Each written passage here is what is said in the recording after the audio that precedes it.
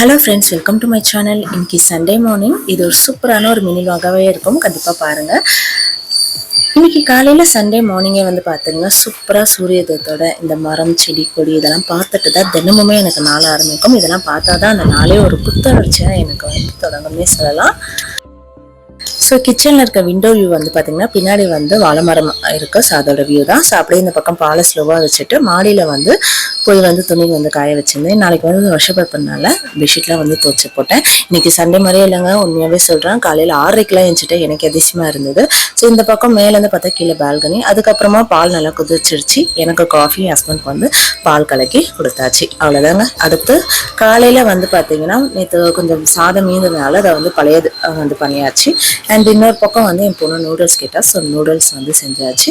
So noodles நான் வந்து கொஞ்சம் இப்படி தாளித்து செய்வேன், ரொம்ப நல்லாயிருக்கும். கொஞ்சம் குடை மிளகா, கேரட்டு, பீன்ஸ், அதுக்கப்புறமா நார்மலாக அந்த மசாலா அதெல்லாம் போட்டு தண்ணி ஊற்றி நம்ம நார்மல் எப்படி நூடுல்ஸ் செய்யுமோ அதே தான்.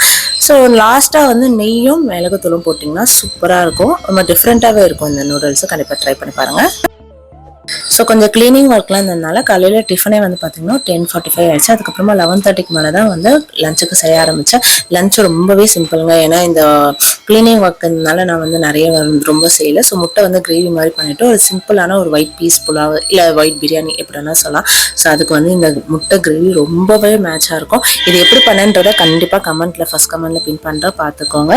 ரொம்பவே ஈஸியான ஒரு கிரேவி கூட சொல்லலாம். டக்குன்னு ஒரு 20 மினிட்ஸில் இந்த கிரேவி ஆகிடும்.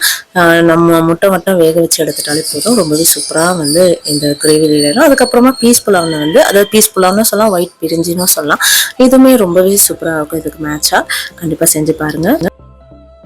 ஸோ நாளைக்கு வருஷப்பிறப்புனால இன்றைக்கி கொஞ்சம் வந்து க்ளீனிங் வந்து அதிகமாகவே இருந்தது. ஸோ வந்து வீடு பெருக்கிறது, துடைக்கிறது இந்த மாதிரினால நான் லஞ்சையும் காலையில் டிஃபனும் வந்து ரொம்பவே சிம்பிளாக வந்து இது பண்ணிவிட்டேன். இன்றைக்கி வந்து ஆக்சுவலாக நான்வெஜ் எடுக்கிற ஐடியாவே இல்லை. ஸோ ஆனாலும் வந்து ஓகே வெறும் முட்டை மட்டும் எடுத்துக்கலாம் அப்படின்னு தோணுச்சு. அதனால் முட்டை மட்டும் கிரேவி பண்ணிவிட்டேன்.